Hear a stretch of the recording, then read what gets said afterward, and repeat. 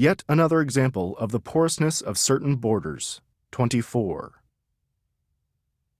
Between a cold kitchen window gone opaque with the stove's wet heat and the breath of us, an open drawer, and the gilt ferrotype of identical boys flanking a blind-vested father which hung in a square recession above the wireless's stand, my mom stood and cut off my long hair in the uneven heat. There was breath and the mugginess of bodies and the force of the hot stove on the back of my emergent neck. There was the lunatic crackle of the wireless's movement among city stations, Da scanning for better reception. I could not move. About and around me the towels trapped hair at my shoulder skin, and Mum circled the chair, cutting against the bowl's rim with blunt shears. At one edge of my vision strain a utensil drawer hung open, at the other the beginning of Da, head cocked past the finger at the glowing dial.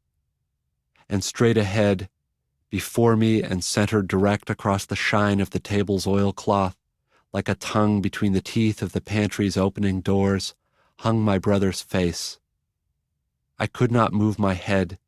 The weight of the bowl and towels, Mum's shears and steadying hand.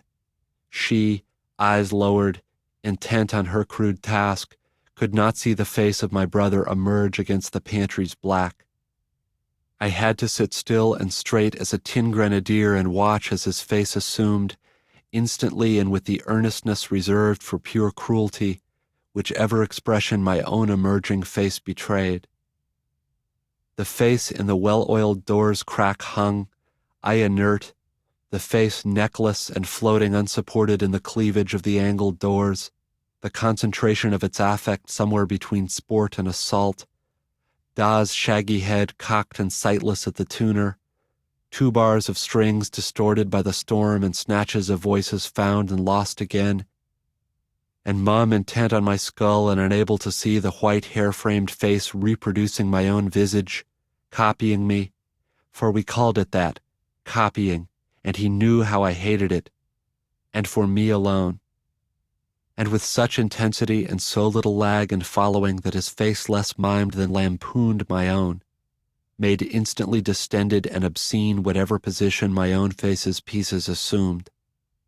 And how it became worse, then, in that kitchen of copper and tile and pine and burnt peat steam and static and sleet on the window in undulant waves, the air cold before me and scorching behind. As I became more agitated at the copying and the agitation registered, I felt it, on my face.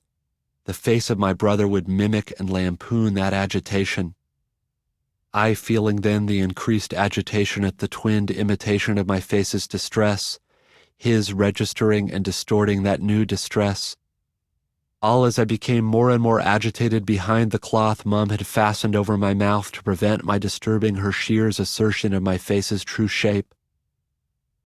It ascended by levels, Da's cameo recessed against the glow of the tuner's parade, the drawer of utensils withdrawn past its fulcrum, the disembodied face of my brother miming and distorting my desperate attempts by expression alone to make Mom look up from me and see him.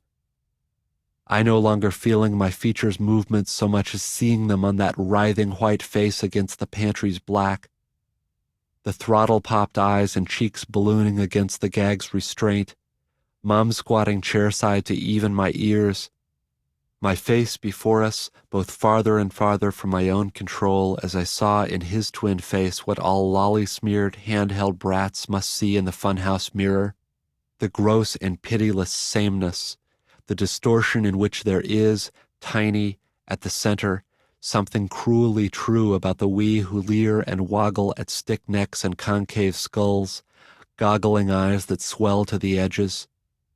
As the mimicry ascended reflected levels to become finally the burlesque of a wet hysteria that plastered cut strands to a wet white brow, the strangled man's sobs blocked by cloth, Storm's thrum and electric hiss and Da's mutter against the lalation of shears meant for lambs.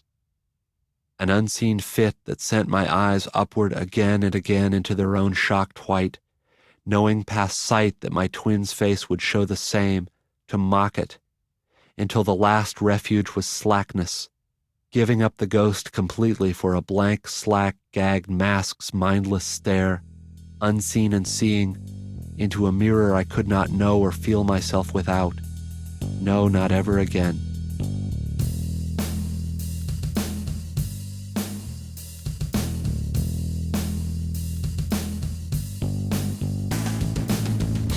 This has been an Hachette audio production of Brief Interviews with Hideous Men, written by David Foster Wallace. Executive producer, Michelle McGonigal. Produced and directed by John McElroy. Recorded by Tommy Herron, Hachette Studios.